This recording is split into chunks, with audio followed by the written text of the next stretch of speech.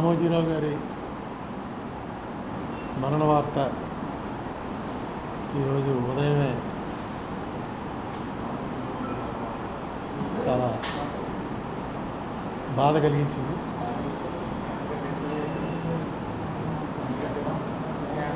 అయితే మన శాస్త్రాల ప్రకారం జాతస్య హి ధ్రువో మృత్యు వాంసాంసి జీర్ణాని యథా విహాయ నవాని గృహాని నరోపరాణి.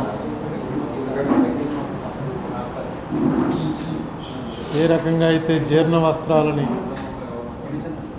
త్యజించి కొత్త బట్టలు వేసుకోవటం ఎలాగో ఈ జన్మ చాలించడం కూడా అలాంటిది.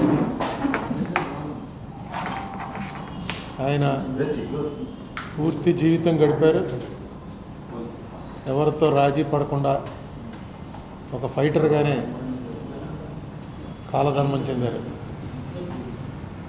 నేను ఆయన్ని కలుద్దామని చాలా ప్రయత్నాలు చేసి కలవలేకపోయాను. అదొకటే నాకు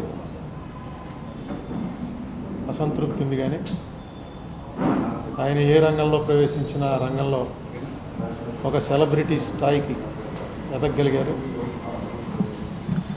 నేను మీకు అనేక సార్లు చెప్పాను, నేను చూసిన వాళ్ళలో సింగిల్ మోస్ట్ ఇన్ఫ్లుయెన్స్డ్ పర్సన్ ఈ భారతదేశంలో ఒక వ్యక్తి, అంత పలుకుబడి కలిగినటువంటి వ్యక్తిని నేను మరొకరిని చూడలేదు.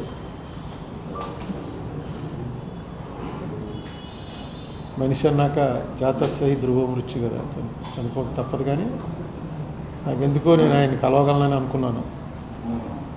అయితే ఆయనకి అనేక మంది చేత కబురు పెట్టినా నన్ను ఒకసారి ఎందుకో కుదరలేదు. ఎనీవే, వారి కుటుంబానికి నా ప్రగాఢ సానుభూతి,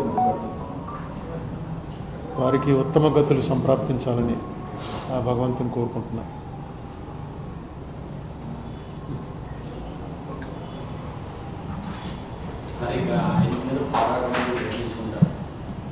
ఆయన లేకపోతే ఆయన మీద పోరాటం. ఈ ప్రశ్నలకి ఇది సమయం కాదు, మనం మళ్ళీ మాట్లాడుకుందాం.